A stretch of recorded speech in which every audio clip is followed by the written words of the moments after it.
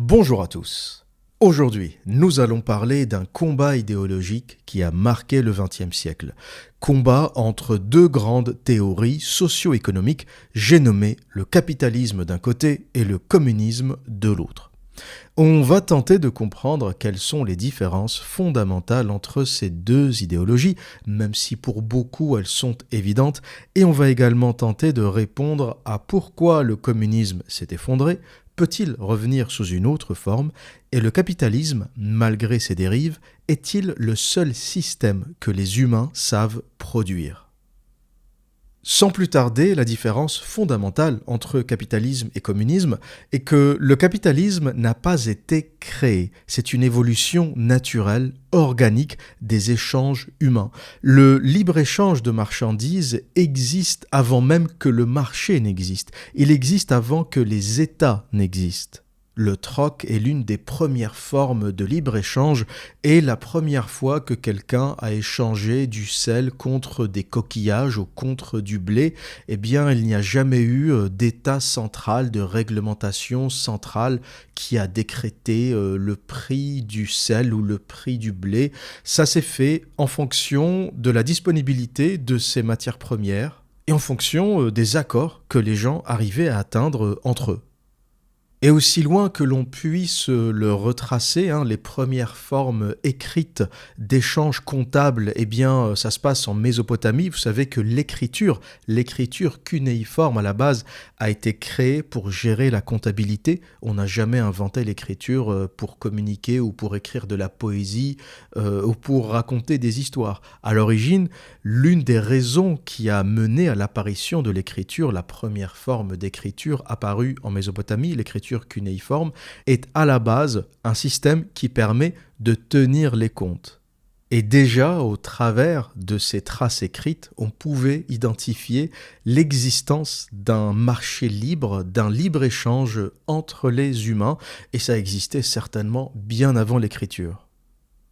Et on peut donc en déduire que le libre-échange de marchandises est quelque part un état de nature chez les humains. Même si vous observez des enfants, par exemple, dans une cour de récré, en train de s'échanger des cartes Pokémon, vous allez voir que la carte Pokémon qui a le plus de valeur va s'échanger contre 2 ou 3 cartes qui ont moins de valeur. Vous ne verrez jamais des enfants dans une cour de récré décider qu'ils vont partager équitablement les cartes Pokémon. Ce n'est pas un état de nature. Et si jamais ton gamin rentre à la maison et te dit « Papa, j'ai donné toutes mes affaires scolaires, j'ai donné ma trousse, mes stylos, mon cartable », eh bien tu peux lui décocher une baffe assez naturellement. C'est pas sérieux. Le partage, le don n'est pas un état de nature chez les humains. Les plus optimistes vont te dire « Ton fils est généreux, c'est un altruiste ». Les plus réalistes vont te dire « Ton fils est con, c'est le portrait craché de sa mère ». Ensuite, bien sûr, le capitalisme a évolué, il s'est développé, on est passé au capitalisme mercantile, au capitalisme marchand, qui se développe au Moyen-Âge vers le XIIe siècle en Europe. Et c'est des marchands qui empruntent de l'argent, qui se financent afin d'acheter des marchandises et qui remboursent leurs créanciers avec un taux d'intérêt X une fois qu'ils ont vendu leurs marchandises. C'est l'une des premières formes de capitalisation et qui a existé un peu partout. Là encore une fois, ça a existé en Chine, en Inde, dans la péninsule arabique, c'est-à-dire que des peuples qui n'avaient pas nécessairement beaucoup communiqué entre eux fonctionnaient de la même façon. Et c'est pour ça qu'il est important de le rappeler, le capitalisme n'est pas une doctrine qui a été inventée par un cerveau qui a été théorisé, c'est une espèce de forme organique qui naît partout où les humains échangent. Et même si le marchand anglais du XIIe siècle n'a jamais rencontré une caravane de commerce dans la péninsule arabique, eh bien, il fonctionnait à peu près de la même façon, de manière naturelle, sans ne jamais avoir communiqué. Et ensuite, on voit apparaître un autre développement, une autre sophistication du capitalisme qui apparaît en Angleterre et aux Pays-Bas vers le XVIIe siècle, qui est le capitalisme financier et où on voit apparaître pour la première fois l'actionnariat, la possibilité d'acheter des actions dans des entreprises. Et ça a commencé avec les bateaux de commerce. On pouvait acheter des parts dans des entreprises d'armateurs qui faisaient du commerce entre l'Europe et l'Amérique, entre l'Europe et le nouveau continent, et on touchait des dividendes issus de la vente des marchandises. Alors au départ, on investissait dans un seul bateau avec tous les risques qui vont avec, c'est-à-dire que si le bateau coule, eh bien on perd tout son argent. Et un peu plus tard, on avait la possibilité d'investir dans une flotte de bateaux. Une entreprise avait par exemple une trentaine de bateaux, et même si un bateau coule, eh bien il y en a 29 qui reviennent. Et c'est vraiment la première forme de ce qu'on appelle aujourd'hui le stock option, l'action. C'est la première fois que des individus peuvent mettre de l'argent dans une entreprise et toucher des dividendes. Et ça a permis un développement phénoménal du commerce parce que les armateurs arrivaient de cette façon à se financer. Les investisseurs qui gagnaient de l'argent finançaient de plus en plus ces expéditions et c'est comme ça qu'on a réussi à conquérir le Nouveau Monde. Et on assiste un peu plus tard à une dernière évolution, le capitalisme industriel, qui naît encore une fois en Angleterre. Lorsqu'il s'agit de finances, d'économie, les Anglais et les Hollandais ont quasiment tout inventé.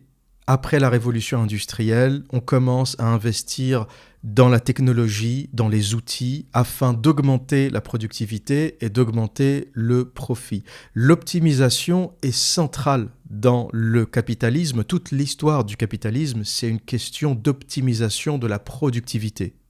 Et depuis la révolution industrielle, on vit à peu près toujours sur le même système de société qui est le consumérisme, la fabrication d'objets destinés à la consommation, et c'est le fondement de notre civilisation moderne.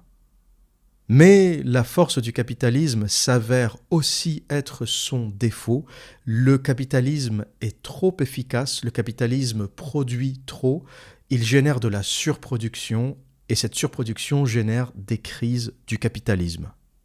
Lorsque la consommation n'arrive plus à suivre la production, il y a crise économique. Et donc le système capitaliste, malgré l'incroyable prospérité qu'il a réussi à créer en Europe, en Amérique du Nord, a été accompagné de son lot de dérives, les conditions de travail difficiles dans les usines, les accidents, le travail des enfants, les journées à rallonge, les conditions insalubres d'hébergement des travailleurs, l'absence de jours de repos, etc. Et tout ça a mené naturellement à l'émergence de la gronde ouvrière qui s'est ensuite transformée en lutte ouvrière plus organisée et qui, de fil en aiguille, a donné naissance à des idéologies, notamment le socialisme et plus tard son évolution extrême, le communisme. Et ça, c'est l'un des premiers éléments à comprendre. Le socialisme, le communisme naissent des dérives du capitalisme. Ce ne sont pas des idéologies organiques, ce ne sont pas des développements plutôt organiques. Si vous laissez un groupement humain sans intervention extérieure, ils ne produiront jamais de communisme. Vous ne verrez jamais un groupement humain qui va décider naturellement de tout partager. Ça ne fonctionne pas comme ça. Les humains sont des animaux hiérarchiques. Si vous laissez une tribu sur une île déserte et que vous revenez les voir quelques années plus tard, vous trouverez un chef, des sous-fifres, des exécutants, des dominants, des dominés. Ça, c'est la façon dont fonctionnent les humains. La structure horizontale égalitaire est une espèce d'intellectualisation. Ce n'est pas une sécrétion naturelle de la société. Et l'idéologie socialiste trouve ses origines philosophiques en France, cocorico, avec le socialisme utopique porté par le comte de Saint-Simon et Charles Fourier, un idéaliste anti-révolutionnaire. Lorsqu'il a vu le désastre qu'a été la Révolution française, Charles Fourier ne croyait pas réellement en la Révolution, il croyait dans un projet socialiste, dans une forme de socialisme, de prospérité de la classe ouvrière, mais il ne voyait pas ça sous forme de révolution, sous forme de révolte, parce qu'il avait compris, comme tout homme intelligent, que la révolution n'était qu'un demi-tour à 180 degrés pour revenir vers le pire. Aucune révolution n'a rien donné de positif, y compris la Révolution française. La Révolution française est un bain de sang qui n'a fait que remplacer l'aristocratie par la bourgeoisie. Ça n'a jamais réglé les problèmes de pauvreté.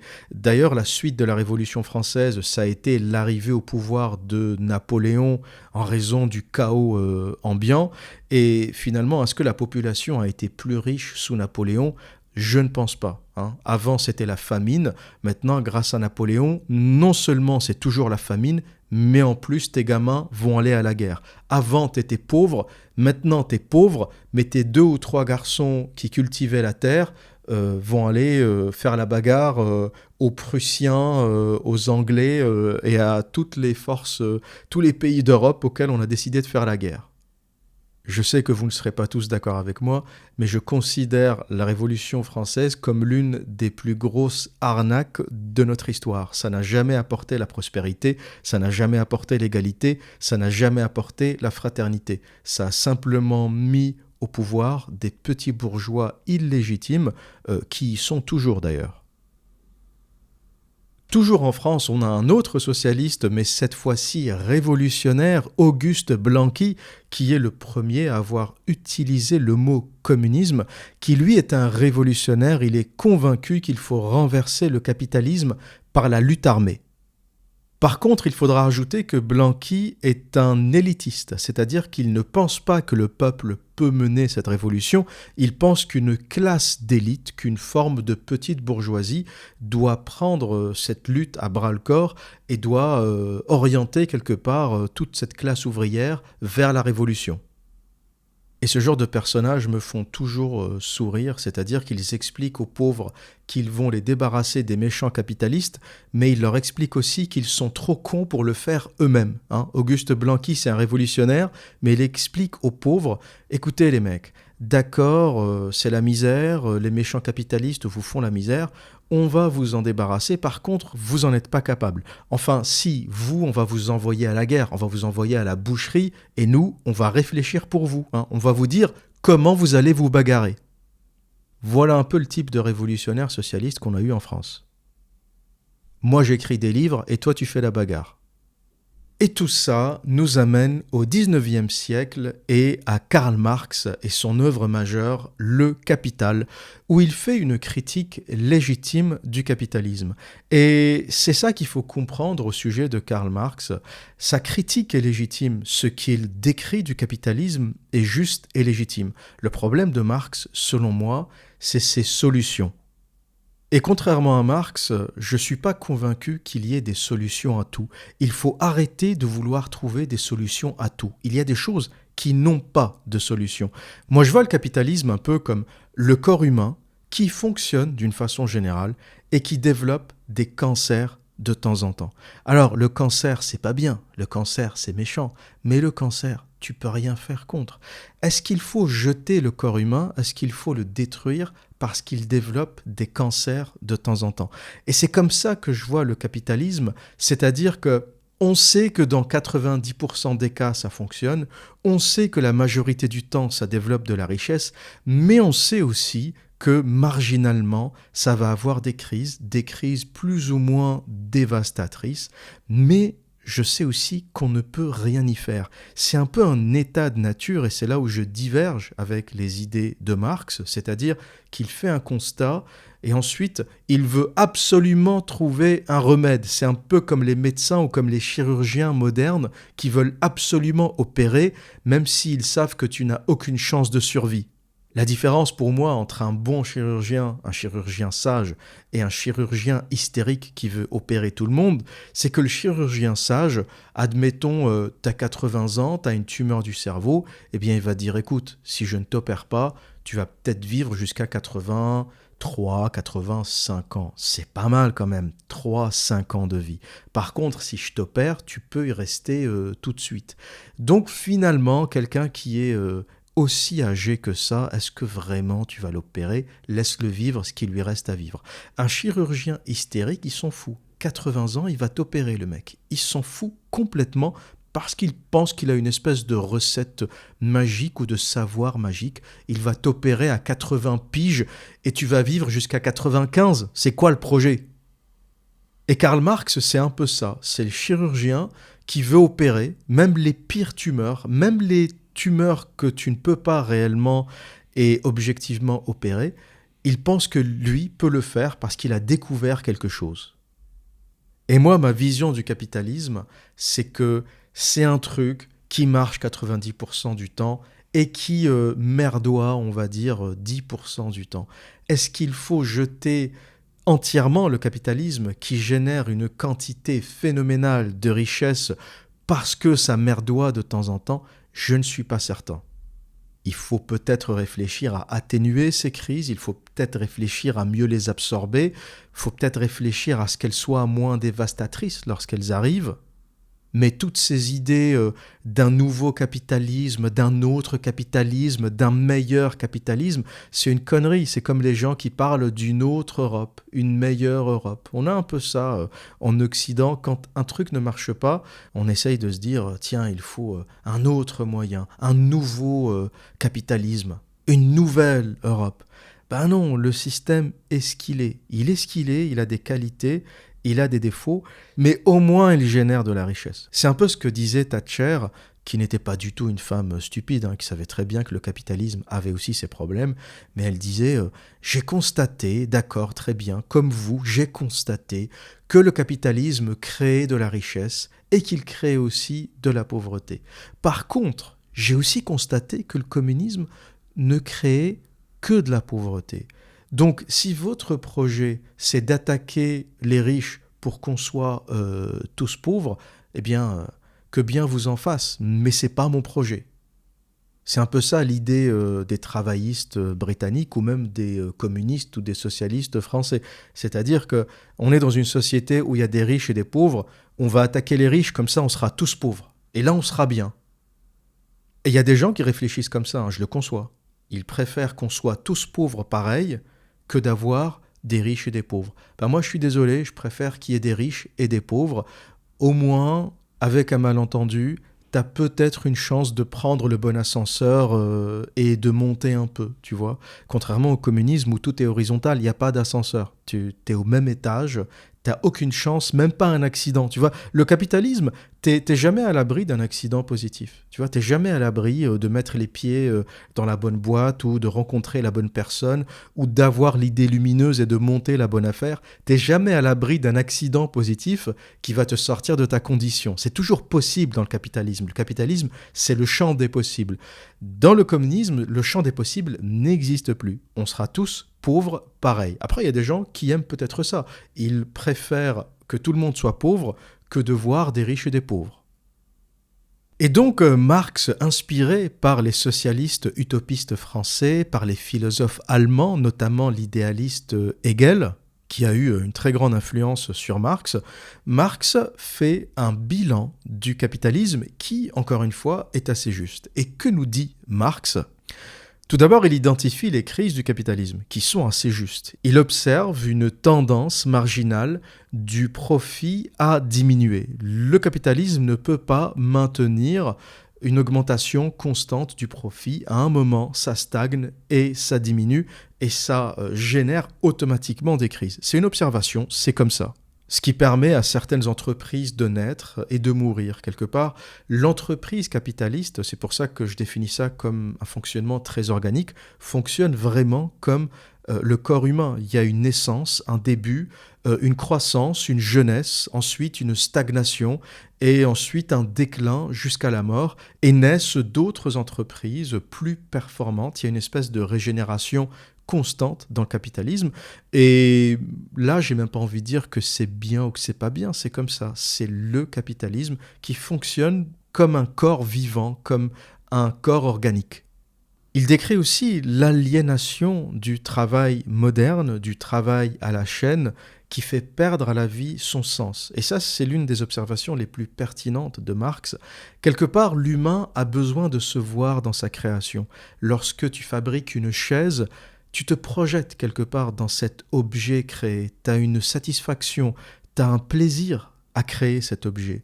Sauf que le travail à la chaîne qui fait que on ne voit jamais l'objet complet lorsque tu fabriques une chaise, tu mets un boulon, puis l'ouvrier suivant va fixer le dossier, puis l'autre va fixer le pied, puis le dernier va capitonner, va mettre le cuir ou peu importe quelle matière, si c'est un fauteuil, etc. Et personne ne voit l'objet dans son intégralité. On est tous une espèce de maillon d'une chaîne, hein, ce qu'on voit dans les temps modernes de Charlie Chaplin. Et là, quelque part, je ne sais pas s'il faut critiquer le capitalisme ou plutôt le taylorisme. Le capitalisme ne fait qu'utiliser les outils qui sont à sa disposition, et les outils les plus performants. Et on a remarqué que le travail à la chaîne, ce qu'on a appelé aussi le taylorisme, inventé par l'ingénieur américain, permet un gain de productivité phénoménal. Pourquoi ? Parce que chaque ouvrier est spécialisé, super spécialisé dans une tâche qu'il maîtrise à la perfection, dont les temps sont maîtrisés aussi à la seconde près, et ça nous permet un gain de productivité qu'on n'a jamais eu depuis que l'humanité existe. Et c'est plutôt le taylorisme qu'il faudrait critiquer et pas le capitalisme. D'ailleurs, le taylorisme, grâce aux machines-outils, est en train de disparaître. Les robots sont en train de remplacer les humains. Avant, on avait un problème d'aliénation parce qu'on faisait les mêmes mouvements tous les jours, mais au moins on avait du travail. Aujourd'hui, le problème qu'on a, c'est pas l'aliénation, c'est le chômage. La question posée dans les temps modernes par Charlie Chaplin qui nous explique que ce travail à la chaîne rend fou parce que ces mouvements répétitifs, tu le vois rentrer chez lui, il fait encore le mouvement de la clé parce que il a fait ça toute la journée, eh bien ça déjà c'était un luxe parce qu'au moins il avait du boulot. Aujourd'hui, si Chaplin devait faire un film, s'il était encore parmi nous et qu'il devait faire un film, le problème, c'est celui du chômage, parce que les machines, outils et les robots sont en train de remplacer les humains. Et avoir du boulot comme on pouvait l'avoir dans le film de Chaplin, c'est un fantasme aujourd'hui. Il y a des gens qui rêveraient de trouver un boulot dans une usine, mais il n'y en a plus. Et ce problème d'aliénation a disparu parce que le travail est en train de disparaître. Et c'est important de faire la distinction entre le capitalisme et les outils du capitalisme. Le capitalisme ne fait qu'exploiter les outils les plus performants qui sont à sa disposition. Si l'homme est l'outil le plus performant, eh bien le capitalisme exploitera l'homme. Si la machine, si le robot devient l'outil le plus performant, eh bien le capitalisme exploitera sans vergogne le robot. Et c'est pour ça qu'aujourd'hui, des questions telles que celle du revenu universel ne sont pas du tout déplacées et ne sont pas du tout des idées communistes parce que l'efficacité du capitalisme va faire, c'est une question de temps, va faire qu'il n'y aura pas de travail pour tout le monde. Ça va être l'un des plus grands problèmes structurels auxquels on va être confronté. Il n'y a plus une seule tâche qu'un robot ne sera pas capable de faire. C'est le monde vers lequel nous allons. L'humain est en train de devenir obsolète, du moins le travail manuel.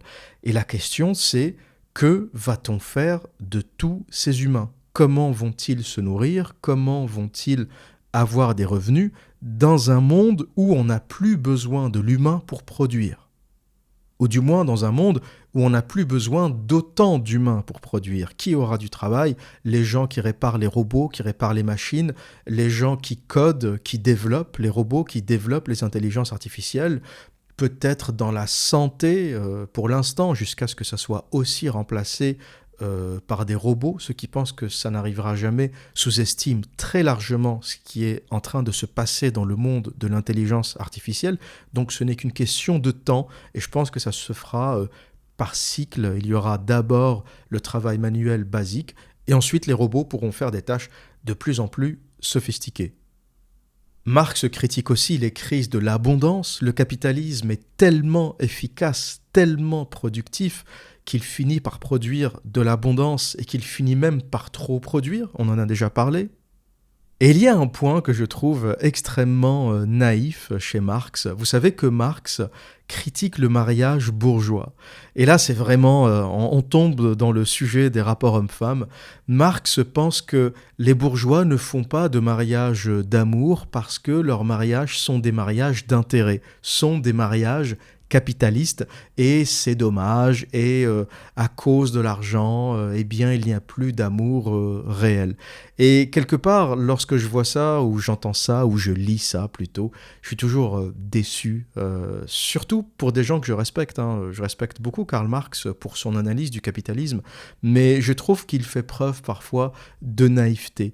Penser que l'amour authentique existe, penser que les femmes ne sont pas hypergames, penser que le mariage peut être un mariage d'amour, c'est d'une débilité profonde et c'est d'une débilité qui n'est pas digne d'un grand cerveau, d'un grand esprit. Tous les mariages sont des mariages d'intérêt. Et les mariages qu'on appelle mariages d'amour sont des mariages qui ne durent pas. Pourquoi ? Parce que la beauté finit par se faner de toute façon, le physique finit par se dégrader. Et donc tous les gens qui se sont mariés ou qui se sont mis ensemble en raison de la question du physique ou des performances sexuelles ou tout ce qui est attaché au corps, finalement ne durent jamais parce que on va tous vieillir, on va tous se dégrader. Et si tu as épousé ta femme juste parce qu'elle est très belle, bon, au bout de quelques années et au bout de 2-3 gamins, c'est fini, elle va prendre du poids, elle deviendra, tu pourras plus la regarder, je te préviens, si tu n'es pas au courant, ça va arriver, c'est comme ça. La femme est un être sacrificiel, elle se sacrifie pour donner la vie et elle se dégrade. Et finalement, les couples qui durent sont des couples qui ne se sont pas bâtis autour du physique, mais autour du projet commun. Ce projet commun, ça peut être la famille, ça peut être le patrimoine, ça peut être l'éducation des enfants. Et le couple bourgeois que critique Karl Marx, finalement, dure plus longtemps que les couples éphémères qui sont basés sur un pseudo-amour. Encore une fois, qu'est-ce que ça veut dire l'amour ? Qu'est-ce que c'est ? C'est juste une réaction chimique, c'est un piège de la nature pour qu'on se reproduise. Et je l'ai trouvé d'une extrême naïveté parce qu'il mélange un peu capitalisme et mariage bourgeois qui est aussi un mariage capitaliste, mais je trouve que le mariage bourgeois fondé sur l'intérêt commun, l'intérêt de la famille, l'intérêt de la tribu, fonctionne très bien et dure parfois plus longtemps que le mariage d'amour. Et même le mariage ouvrier, qui est fondé sur autre chose que le physique, dure plus longtemps. Quelque part, quand on se met avec quelqu'un autour de valeurs communes, on a plus de chances de durer que lorsqu'on se met avec quelqu'un en raison du physique. Parce que le physique passe, et je peux te dire que si tu es avec une femme juste en raison de son physique, tu vas être déçu, quoi. Passé 30 ans, tu vas déjà voir le collagène qui part en couille, les joues qui tombent, son visage qui se déforme, et ça n'ira pas mieux à 40, à 50, à 60 et à 70. Donc je te préviens, tu vas être déçu, et si tu te mets avec quelqu'un, j'espère que tu as d'autres raisons valables que le physique. Le physique, c'est un déclencheur, bien sûr. C'est plus facile d'avoir de l'affection pour une jolie femme que pour un thon. C'est plus facile d'avoir de l'affection pour une femme bien gaulée, attirante, que de tomber amoureux d'une grosse qui transpire et qui mange mal et qui sent mauvais. Bon, c'est de l'évidence, c'est évident, d'accord. Le physique, c'est un peu la porte d'entrée vers l'âme. Avant d'aller creuser dans la personnalité, tu commences par le physique. Toute personne qui dit le contraire est un menteur ou une menteuse. Faut arrêter. D'abord, on se regarde dans les yeux, on observe la symétrie, la beauté. Le physique, c'est le début, que tu sois d'accord ou pas. C'est comme ça. Et ensuite, tu vas chercher d'autres valeurs. Mais s'il n'y a que le physique et qu'à aucun moment tu vas creuser dans les autres valeurs qui devraient exister, je peux te dire que tu vas être déçu très rapidement au bout de quelques mois, de quelques années. Par contre, il y a un point où je vais être absolument d'accord avec Marx, c'est sa critique du féminisme. Très peu de gens le savent, mais Marx a critiqué le féminisme lorsque Marx dit « Pourquoi les femmes veulent-elles se mettre au travail pour imiter les conditions de travail misérables des hommes ?» C'est quoi cette révolution féministe qui a pour objectif de mettre les femmes au travail afin qu'elles vivent la même misère que les hommes. Et ça, c'est absolument vrai. On était dans un monde où les femmes ne travaillaient pas. Le seul truc qu'on leur demandait, c'est de rester à la maison et de s'occuper des gamins. On a réussi à les faire sortir dans la rue, à les faire militer. Vous imaginez des femmes qui crient « On veut aller bosser dans les usines comme les hommes. On veut ramasser de la merde comme les hommes. On veut souffrir comme les hommes. » Vous imaginez un peu le délire féministe ? La femme tranquille à la maison, c'est l'homme qui allait bosser, c'est l'homme qui allait à la guerre, c'est l'homme qui crevait, c'est l'homme qui souffrait, c'est l'homme qui vivait ces conditions exécrables de travail dans les usines ou dans les champs. Et là, tu as une idéologie qui s'appelle le féminisme, qui milite pour que les femmes aussi aient le droit de goûter à la misère. Moi, je dis bravo, mesdames. J'ai beau chercher ce qui se passe dans la tête d'une gonzesse, j'ai jamais réussi. J'ai jamais réussi et vous n'y arriverez jamais. Vous pouvez lire tous les livres de la planète. Ce qui se passe dans la tête d'une gonzesse est absolument irrationnel. Il n'y a rien à comprendre. C'est un peu la conclusion à laquelle je suis arrivé. Le truc à comprendre avec les femmes, il n'y en a qu'un seul, c'est qu'il n'y a absolument rien à comprendre. Ne cherche pas, il n'y a rien à comprendre, c'est de l'ordre de l'émotionnel. C'est une idée à 8 heures du matin, une autre idée à 10 heures, une autre idée à midi, une autre idée le soir avant de dormir. Mais en tout cas, moi je dis, Marx a vu assez juste sur cette question. Il se dit, mais c'est quoi ce délire ? Lui essaye de dresser un bilan pour sortir les hommes de cette misère. Il dresse un bilan du capitalisme pour se dire les hommes ne peuvent plus travailler dans ces conditions, ne peuvent plus vivre dans ces conditions. Et il voit des gonzesses sortir dans la rue pour réclamer le droit de bosser dans ces usines de merde comme les hommes. Bravo mesdames, et j'approuve beaucoup cette analyse de Karl Marx. Et bien sûr, l'idée centrale de Karl Marx, le pilier de toute son œuvre, là où il rompt avec les socialistes idéalistes, qui, eux, pensent que c'est l'esprit humain qui définit notre réalité, Karl Marx nous dit non, ce n'est pas notre esprit qui définit notre réalité, mais plutôt nos conditions de vie qui déterminent notre conscience. Marx considère que ce sont les conditions matérielles d'existence des hommes, en particulier leur place dans les rapports de production, qui déterminent leur conscience et non l'inverse. Pour lui, la dialectique de l'histoire trouve son origine dans les contradictions entre les classes sociales. Il voit un peu les luttes de classe comme l'infrastructure qui génère la superstructure ou l'infrastructure qui porte la superstructure. Pour lui, notre système politique, la façon dont est organisée notre société est le résultat de cette lutte de classe. Et c'est ce qu'il a appelé le matérialisme dialectique qu'il a emprunté à l'ouvrier allemand Joseph Dietzgen. Et si on pouvait prendre une métaphore, quelque part, pour Karl Marx, la société, c'est un peu comme des plaques tectoniques, et c'est les frictions et les différentes poussées entre ces plaques qui façonnent notre paysage.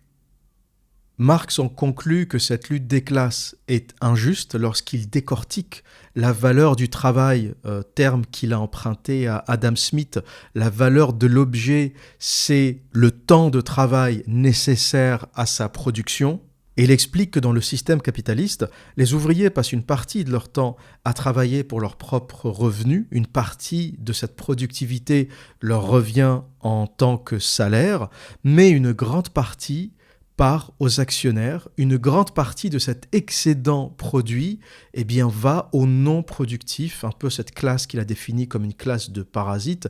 Certains vont valider ça, moi je ne valide pas vraiment ça, les actionnaires ne sont pas des parasites. Il est impossible de financer une économie sans des actionnaires, il est impossible de financer des bateaux, il est impossible de financer des armateurs et de constituer une flotte de bateaux s'il n'y a pas d'actionnaires. C'est un peu résumer l'actionnaire à un parasite, c'est très réducteur et c'est ne rien comprendre à l'économie. Mais Marx explique, en tout cas, c'est son idéologie, qu'il faudrait comme solution se réapproprier les moyens de production afin que toute la production, toute la richesse produite revienne aux producteurs.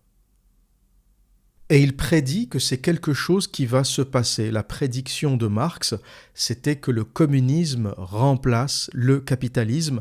Il explique que comme les bourgeois ont mis fin au féodalisme en renversant les monarques, les prolétaires mettront fin au capitalisme en récupérant les moyens de production. Et mon avis sur Marx est toujours un peu mitigé, comme je vous l'ai dit, c'est que je trouve que son bilan est assez juste. Son bilan au sujet du féminisme, par exemple, la mise des femmes au travail est une chose complètement absurde. Ça contribue à casser les salaires, ça contribue à rendre la vie des femmes aussi exécrable que celle des hommes. Son constat est assez juste sur les crises naturelles du capitalisme, la crise de productivité, de surproductivité, la crise existentielle, l'aliénation, la question de la répartition des profits, la question du coût du travail. Tout ça est assez juste chez Marx. Là où il se trompe, c'est qu'il veut trouver une solution à ça. Et sa solution, qui s'appellera le communisme, qui est, pour résumer, une réappropriation par les ouvriers des moyens de production pour qu'ils puissent produire et récupérer l'intégralité de la richesse, est quelque chose d'assez naïf. Je pense que là où Marx a péché, c'est qu'il n'a pas compris la notion de l'entrepreneur. Il n'a pas compris la notion de l'aventurier. Il n'a pas compris que la richesse n'était possible que si l'aventurier est possible. Moi, je suis convaincu qu'il y a une nature humaine à l'aventure, une nature humaine à l'entrepreneuriat que tout le monde n'a pas. Tout le monde n'est pas le capitaine Cook. Pourquoi ? Il y a un mec tout seul qui s'est dit « je vais aller voyager dans le Pacifique, voyager dans l'océan Indien, voyager en Océanie ». Le mec dessine la carte de l'Australie avec une précision. Alors il découvre l'Australie et il dessine la carte de l'Australie avec une telle précision qu'on utilise ces cartes encore au début du XXe siècle. Jusqu'à la découverte du satellite et des outils de mesure, les cartes du Captain Cook étaient encore utilisées. M'expliquer que ce mec a le même cerveau, la même énergie, la même combativité que n'importe quel ouvrier ou que n'importe quel humain, c'est ne rien comprendre à la nature humaine. Il y a des hommes différents. Tu ne sais pas pourquoi. Ils ont cette espèce de volonté de faire des choses. Tu prends quelqu'un comme Elon Musk, par exemple, il vend ses parts de PayPal et il empoche 100 millions de dollars.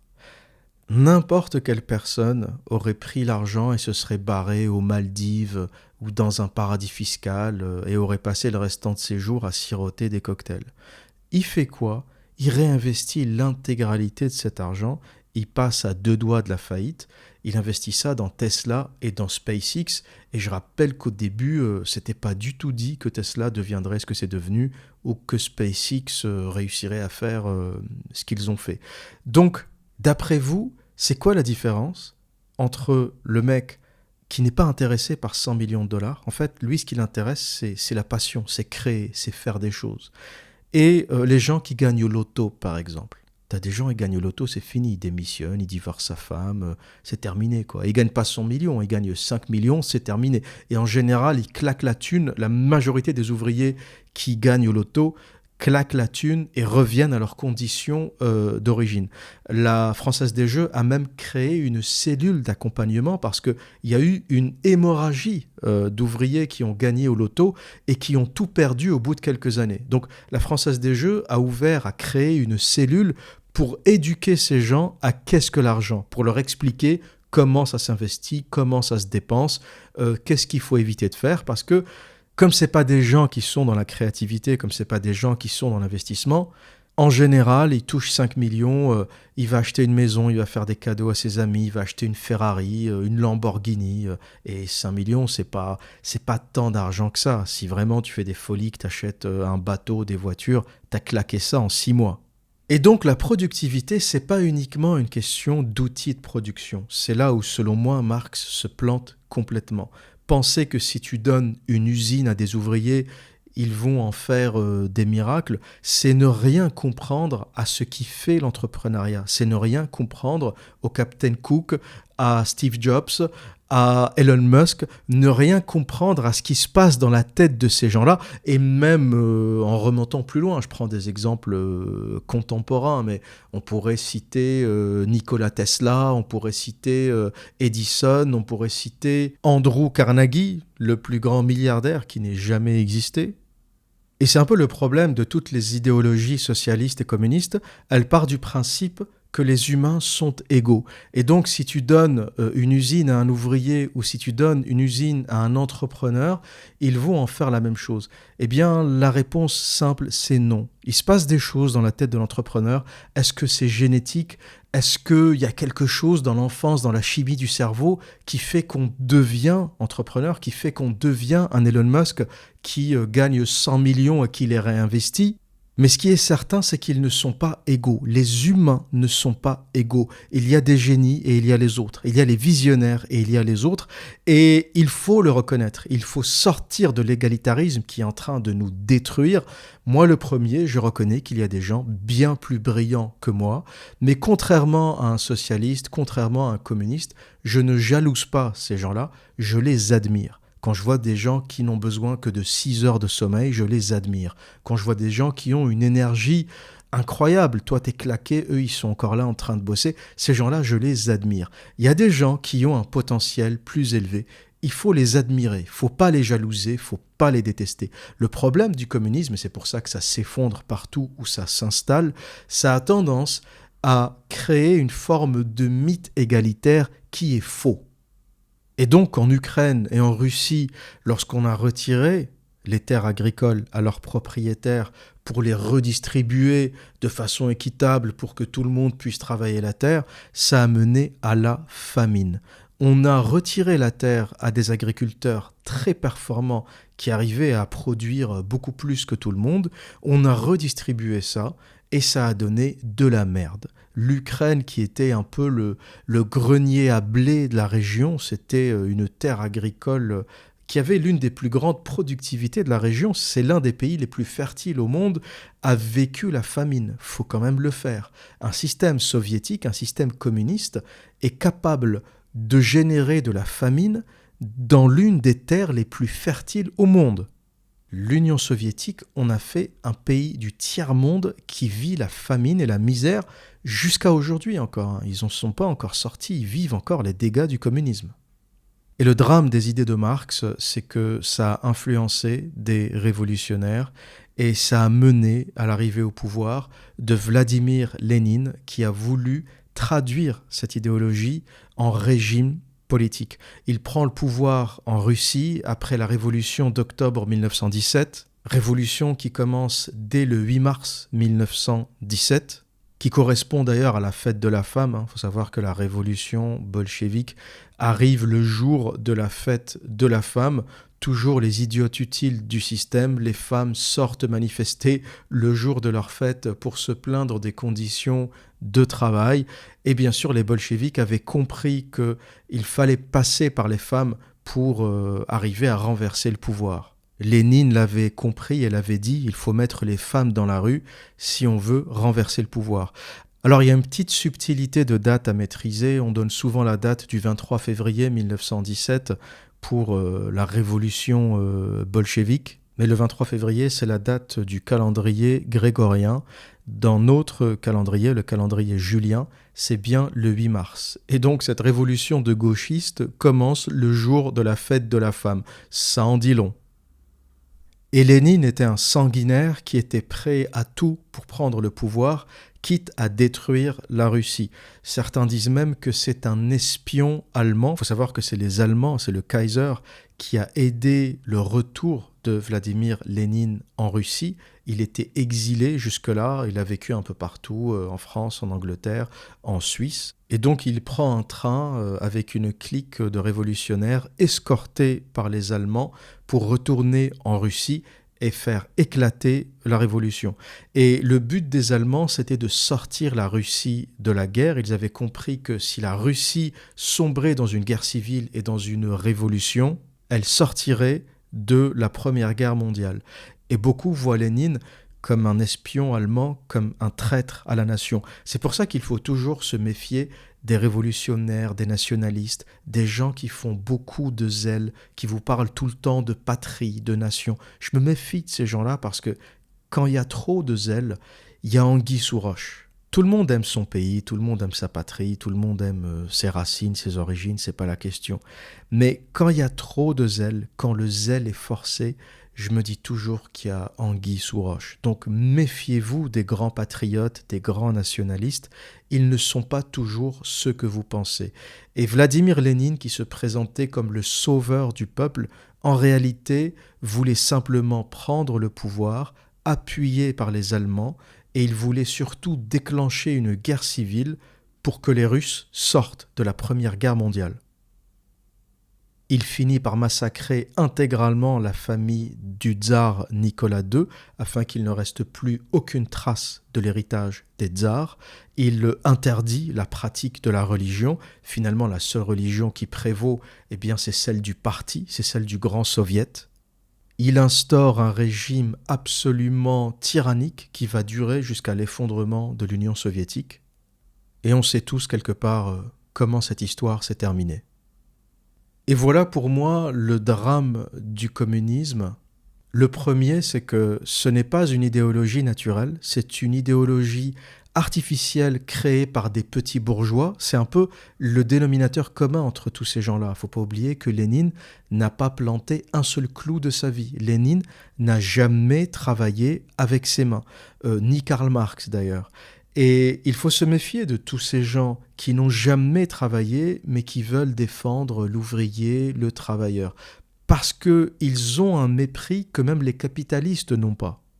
C'est des gens qui sont convaincus qu'ils vont agir pour l'intérêt des ouvriers, alors qu'ils n'ont jamais été ouvriers de leur vie. C'est des gens qui ont toujours été des rentiers. Lénine a été un rentier toute sa vie, Marx a été un rentier toute sa vie. D'ailleurs, c'était Engels qui finançait ses recherches. Marx n'a jamais vraiment gagné d'argent en vendant ses livres. C'était Engels, son ami, qui était aussi un financier, qui était un capitaliste. C'est assez drôle. C'est le capitalisme qui a financé les écrits communistes de Marx. Et sans l'argent du capitalisme, Marx n'aurait jamais pu écrire. Et donc, on est dans cette clique de petits bourgeois rentiers en chemise blanche qui n'ont jamais fait de travail manuel de leur vie, qui nous expliquent qu'ils vont aider, qu'ils vont sauver les ouvriers. Et finalement, l'ouvrier, c'est toujours le dindon de la farce. C'est toujours lui qui finit par l'avoir dans le cul parce qu'il suit ces gens-là. Et quelqu'un qui n'a jamais travaillé de sa vie ne pourra jamais régler de problèmes économiques. Marx n'a jamais créé un seul emploi de sa vie. Lénine n'a jamais créé un seul emploi de sa vie. Il a détruit les emplois qui existaient en Russie, en Ukraine et partout dans ce qui est devenu plus tard l'Union soviétique. Il a massacré des savoir-faire, il a détruit des fermes, il a détruit la productivité d'une terre extrêmement riche. Partout où le communisme s'installe, il génère de la pauvreté. Pourquoi ? Parce que le communisme détruit les créatifs. À chaque fois que tu produis de la richesse, le communisme te l'enlève pour la partager équitablement. Le communiste déteste l'entrepreneur, le communiste déteste le créatif. Or, c'est le créatif qui est le moteur de la société. C'est un peu ça le problème du logiciel communiste. C'est un peu ça qui est en train de tuer l'Europe aujourd'hui. Et ça, c'est pour répondre à la question, est-ce qu'une forme de communisme est en train de revenir en Europe ? Moi, je pense que oui, sous une autre forme. Tout d'abord, on a un système de taxation qui est extrêmement élevé. La France en tête, un indépendant en France paye entre 65 et 70% d'impôts. Et là, je parle d'impôts sur le revenu. Je ne parle pas de la TVA, qui est un impôt indirect collecté sur tout ce qu'on achète. Je ne parle pas de la taxe habitation. Je ne parle pas de la taxe foncière. Quand tu cumules toutes les taxes que paye un indépendant, on doit être à 80% d'imposition. Même un salarié, d'ailleurs en France c'est assez drôle, on se plaint tous des salaires bas en France. Mais les salaires en France ne sont pas bas, il faut arrêter. Regardez le début de votre fiche de paye, regardez ce que vous paye votre patron avant de payer ses charges sociales et regardez ce qui reste en bas de la fiche de paye. Ton salaire qui finit à 2000, à la base il démarre à 4000 ou à 4200. Les salaires sont extrêmement élevés en France. Ce que payent les patrons, c'est les salaires les plus élevés d'Europe. Sauf que entre le brut, ce qui sort de l'argent de ton patron, et ce que tu reçois, tu te fais nettoyer par une entité qui s'appelle l'État. Et donc le criminel, c'est pas le patron, c'est pas le capitaliste, c'est l'État, celui qui purge les gens, celui qui massacre les gens, celui qui taxe quasiment tout. La TVA de 20%, c'est 20% plus cher sur tous les produits de consommation. C'est pas le capitalisme qui a imposé ça, c'est le communisme. Pourquoi je devrais payer 20% plus cher les produits que j'achète ? Pourquoi ? Pour financer quoi ? Pour financer qui ? Et aujourd'hui, dans des pays socialistes comme la France, on a réussi à détourner l'attention. On a détourné toute l'attention vers les méchants patrons qui, soi-disant, volent de l'argent et ne payent pas bien leurs salariés. Les patrons en France payent très bien leurs salariés. C'est pas de leur faute s'il y a un truc qui s'appelle l'État français et qui vous nettoie, qui vous purge de tout votre fric sous prétexte de vous préparer votre retraite, votre santé. On vous raconte comme ça tout un conte autour de ce que fait l'État pour vous. Mais je suis désolé, imaginons s'il n'y avait pas d'impôt. Au lieu d'avoir mon salaire à 2000 euros, par exemple, l'État me donne mon salaire brut, ou plutôt me laisse mon salaire brut de 4000 euros et me dit tu te démerdes. Tu payes ta retraite, tu payes ta santé. Je pense que je m'en porterai beaucoup mieux. Les 2000 euros supplémentaires de revenus qui ne sont pas taxés, eh bien, sont largement suffisants pour payer la santé privée, pour financer une retraite privée, et il vous en restera. L'État ne gère pas mieux l'argent que vous. C'est un mensonge. L'État est un voleur, l'État est gros, l'État est énorme, le fonctionnement de l'État coûte cher et vos impôts ne servent ni à financer votre retraite, ni à financer votre santé. Il en faudrait beaucoup moins que ça pour financer la retraite et la santé. Ce que vous financez surtout, c'est le train de fonctionnement de l'État, c'est les retraites des fonctionnaires, c'est les salaires des fonctionnaires, c'est cet énorme monstre gigantesque qui n'arrête pas de grossir, qui vole votre argent. Ce n'est pas le capitalisme. Et d'ailleurs, dans les pays où les impôts sont très bas, le capitalisme fonctionne très bien. Il fonctionne très bien en Suisse, il fonctionne très bien à Singapour, il fonctionne très bien à Dubaï, il fonctionne très bien partout où il n'y a pas d'impôts.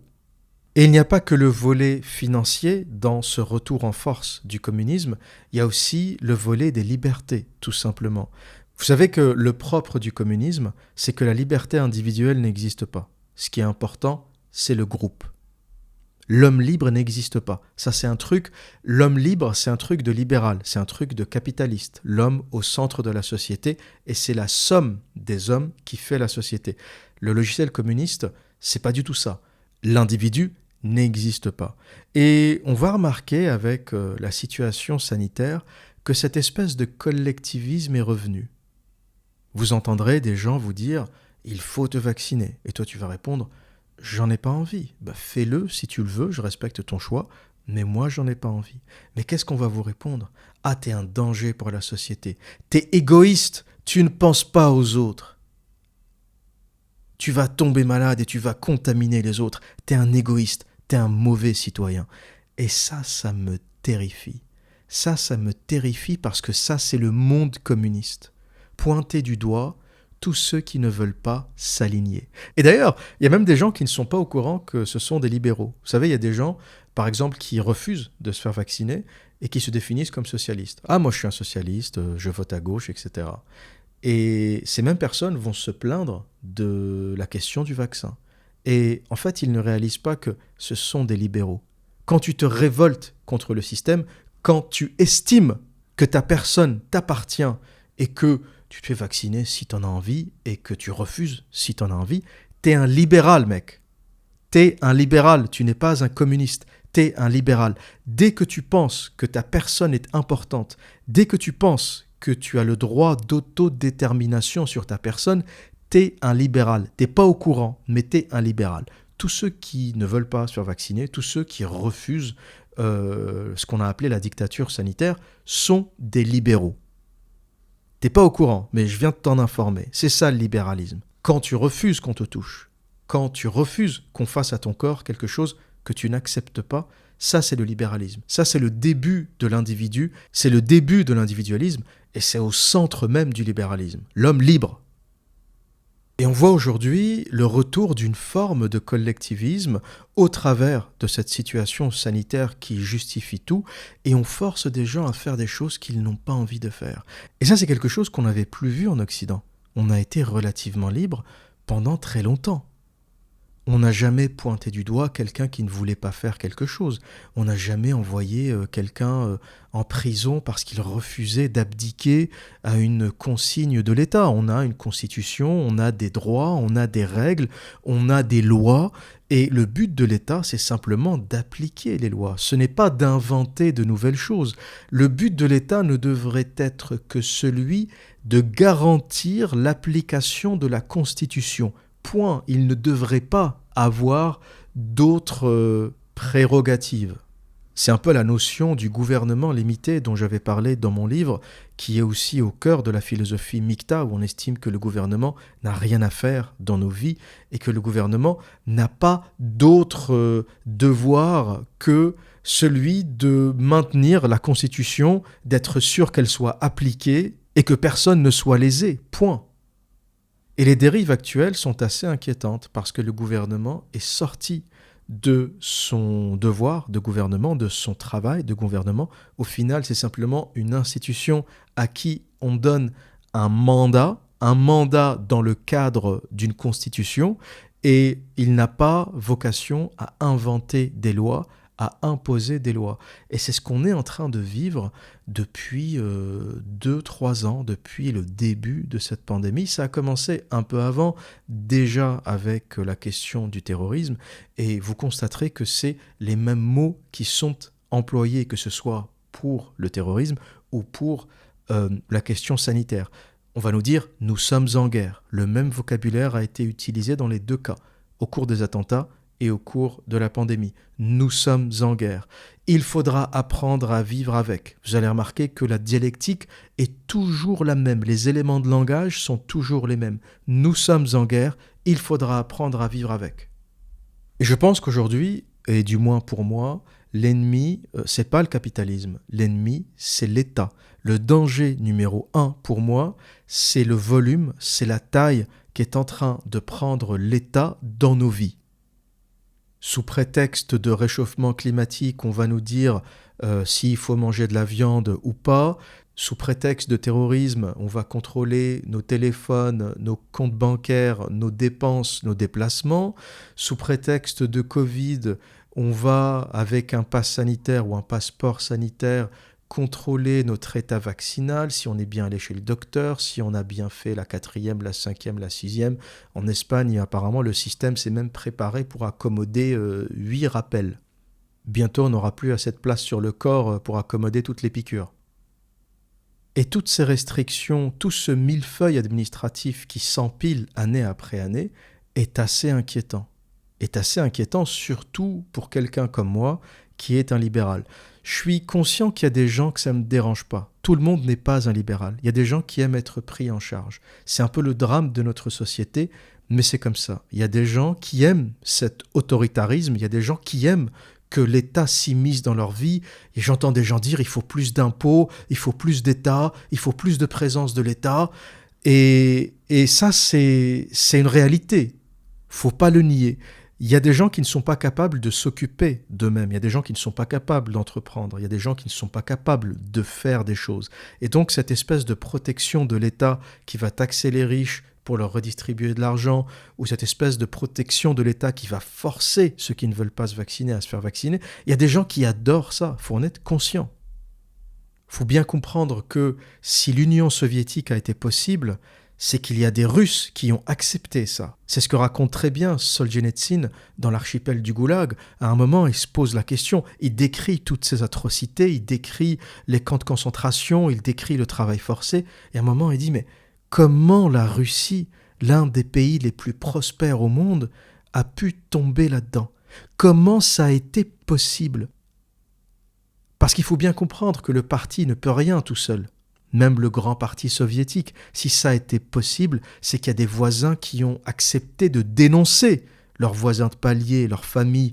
Il y a des parents qui ont accepté de dénoncer leurs enfants. Il y a des collègues qui ont accepté de dénoncer les gens avec qui ils travaillaient. C'est-à-dire qu'il y a des gens dans la société qui ont joué le jeu. C'est ça qu'il faut comprendre dans tous les systèmes autocratiques qui s'installent. Ce n'est pas que l'État. Il y a l'État et il y a tous les gens qui acceptent de jouer au jeu, parce que dans chaque société, eh bien, il y a cette espèce de base de fragile, de gens qui ont besoin de cette autorité, qui aiment quelque part l'autorité, et c'est ces gens-là qui rendent les régimes autocratiques possibles.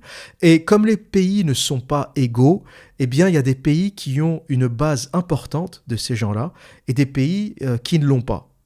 Il y a des pays qui ont une tendance naturelle au libéralisme. On va voir d'ailleurs qu'en Angleterre, le pass sanitaire n'est pas passé, les gens n'en veulent pas, et au niveau de la Constitution, c'est difficile à faire passer. Donc on a des restrictions, comme en France, mais il n'a pas été imposé dans les hôpitaux, il n'a pas été imposé aux infirmiers, il n'a pas été imposé aux médecins, il n'a pas été imposé pour aller travailler, il est simplement un peu imposé pour les voyages. Voilà, si on veut éviter la quarantaine, si on veut éviter les complications de voyage, il faut être vacciné. Mais dans la vie de tous les jours, il n'a pas été imposé. Pourquoi ?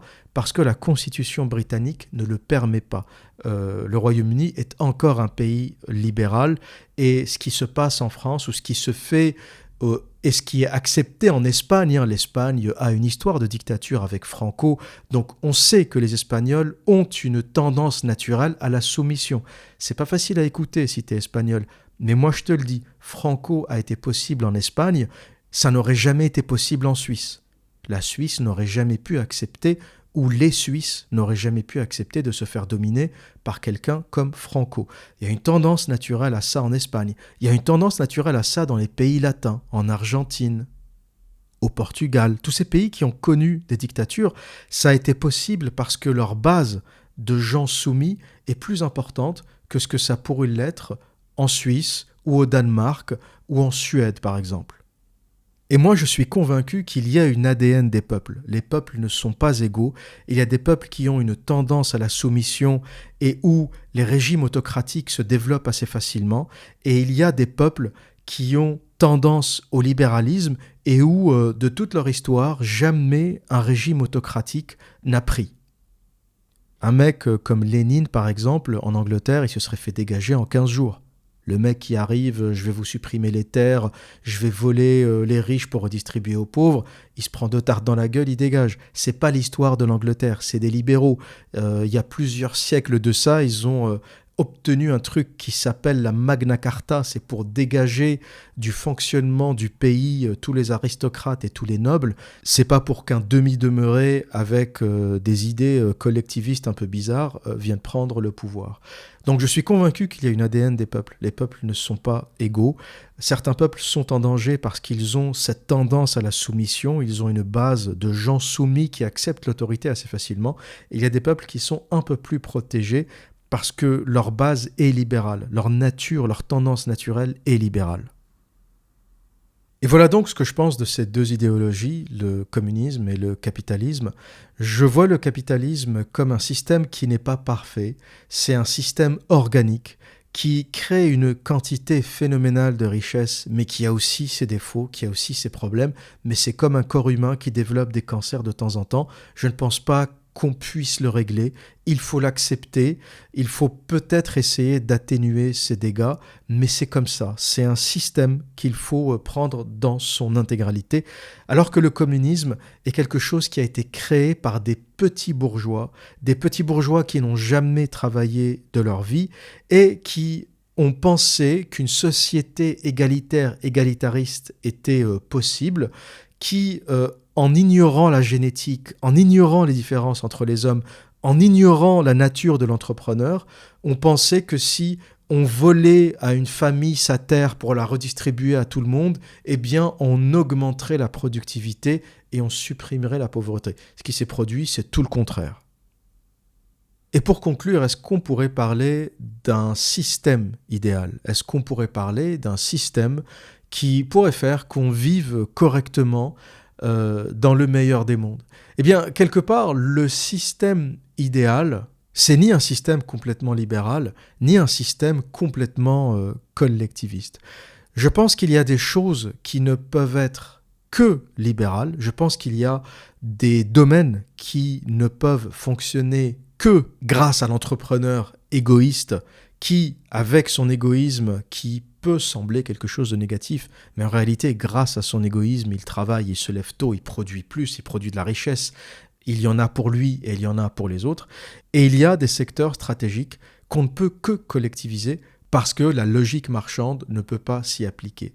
Et je ne pense pas que la recette soit la même en fonction des peuples. Il faut simplement se concerter et se dire, nous vivons dans un système capitaliste libéral, nous sommes conscients qu'il faut collectiviser certains secteurs. Maintenant, quel secteur on décide de collectiviser ? Est-ce qu'on collectivise l'énergie ? Eh bien, on peut répondre oui, parce que une centrale nucléaire ne peut pas répondre uniquement à la logique marchande, parce que ça peut être dangereux, parce que si le gestionnaire décide de faire des économies d'entretien, ça peut exploser. Donc on peut se dire, très bien, une partie, un secteur de l'énergie, la partie nucléaire, va être collectivisée parce que c'est trop dangereux. Ensuite, on peut se dire la santé. Est-ce qu'on collectivise la santé ? Certains pays comme la France vont décider que oui, même le Royaume-Uni d'ailleurs, le NHS. Certains pays comme les États-Unis vont considérer que non. Et je ne pense pas qu'il y ait de meilleurs systèmes. Le NHS, par exemple, au Royaume-Uni, c'est de la santé d'État, mais c'est de la merde. C'est de la merde, c'est dramatique. Autant le privatiser. Les Britanniques ne savent pas gérer la santé. Ça coûte une fortune. Et c'est de la merde. Donc ça, j'ai envie de dire, honnêtement, la santé, du moment que c'est bien fait, que ce soit privé ou public, je m'en fous. Le prix est à peu près le même au final. Vous regardez ce qui est prélevé sur votre fiche de paye pour financer la Sécu et ce que vous auriez dû payer si c'était gratuit. Je pense qu'on ne serait pas très très loin dans les comptes. On pourrait se poser aussi la question de l'éducation. Est-ce que c'est à l'État de gérer l'éducation ? Les Suédois ont décidé que non. Vous savez, en Suède, vous avez un bon, une espèce de chèque d'État, et vous allez inscrire vos enfants dans l'école de votre choix. Il n'y a pas de programme scolaire unique, centralisé, généralisé, comme ça peut l'être en France, par exemple. Et moi, je pense que c'est ça la vraie solution, c'est ça le vrai système ou le système idéal. C'est-à-dire que le logiciel général, c'est le capitalisme. Il n'y a que ça qui génère de la richesse. Il faut arrêter le communisme, arrêtez vos conneries. On a essayé, ça a généré de la famine. Si ça vous plaît, allez au Venezuela. Tous les pays communistes ont fini en guerre civile. Donc arrêtez les conneries. Le communisme, ça ne génère pas de richesse. Il n'y a que le capitalisme libéral, il n'y a que le marché libre qui sait générer de la richesse. Ensuite, sur la base du marché libre, on décide ce qui doit être mis collectivement, ce qui doit être géré collectivement. Certains pays vont décider que l'énergie doit l'être, la santé doit l'être, l'école, l'université doit l'être. L'armée, par exemple, la défense des frontières doit l'être. On ne va pas payer des milices privées pour surveiller les frontières, ça ne marche pas. Donc ça doit être nationalisé, la police, etc. Certains pays comme les États-Unis, par exemple, à l'origine, à la fondation des États-Unis, eh bien, à part les frontières, l'armée, la police, il n'y a rien d'autre qui était public. Tout était privé, l'énergie, l'éducation, la santé, tout était privé. L'Amérique, c'est le pays libéral par excellence. Et ça a fonctionné pendant des années. C'est le pays le plus riche et le plus prospère qui n'ait jamais existé. Et finalement, quelque part, c'est un peu le système qui prévaut en Europe, en Amérique du Nord. Toutes nos économies fonctionnent sur ce système. On a une base capitaliste libérale qui génère de la richesse. Ensuite, on a un taux de prélèvement plus ou moins élevé en fonction des pays pour pouvoir financer ce qu'on a décidé de mettre en commun. Le problème, c'est que j'observe une dérive de cette collecte, j'observe une dérive de l'imposition qui prélève beaucoup trop de richesses à mon goût, et notamment en France. C'est pour ça que concrètement, je ne peux plus revenir en France. Je ne peux plus revenir parce que si je mets les pieds en France, avec mes revenus, je m'expose à un taux d'imposition de 70%. Et si j'ajoute la TVA, les taxes en tout genre, la taxe foncière, la taxe habitation, je vais m'exposer à un niveau d'imposition de 75 pour ne pas dire 80%. À quoi bon se lever le matin ? Qu'est-ce que vous voulez que je vienne foutre en France ? Je vais y mettre les pieds pour payer 80% d'impôts. Vous êtes des malades, les mecs. Pourquoi je vais travailler ? Si je rentre en France, je vais redevenir salarié. Il n'y a aucun intérêt de travailler à son compte. Tu gagnes 100, tu donnes 80 à l'État. Il n'y a aucun intérêt. Et c'est ça qui fait que je ne peux plus mettre les pieds en France, malheureusement. Je ne peux plus rentrer en France. Si j'y passe trop de temps, je vais être imposé sur mes revenus au taux d'imposition français et ça ne m'intéresse pas. Moi, je ne veux pas travailler pour l'État. Je ne me lève pas le matin pour financer le train de vie de l'État. Donc voilà, je suis condamné à l'exil. Si c'est pas l'Angleterre, ça sera Hong Kong, ça sera peut-être l'Irlande, mais en tout cas, ça sera des pays avec un taux d'imposition de 30, 40, 45% maximum. Ça fait un peu mal aux fesses, mais en tout cas, ça ne dépasse pas la moitié de mes revenus. Je dors mieux la nuit quand je me dis, quand je gagne 100, je donne 45 à l'État. D'accord, ok, faut participer, je participe. Mais je gagne 100, je donne 80 ou 70 à l'État. Vous êtes des malades. Pourquoi se lever le matin? L'imposition est en train de tuer la France. L'imposition est en train d'asphyxier la France. Et quand j'entends des gens dire il faudrait payer plus d'impôts, je n'arrive pas à comprendre. Et je comprends surtout que c'est cette base dangereuse de la population, cette base à cause de laquelle un régime comme l'Union soviétique a été possible.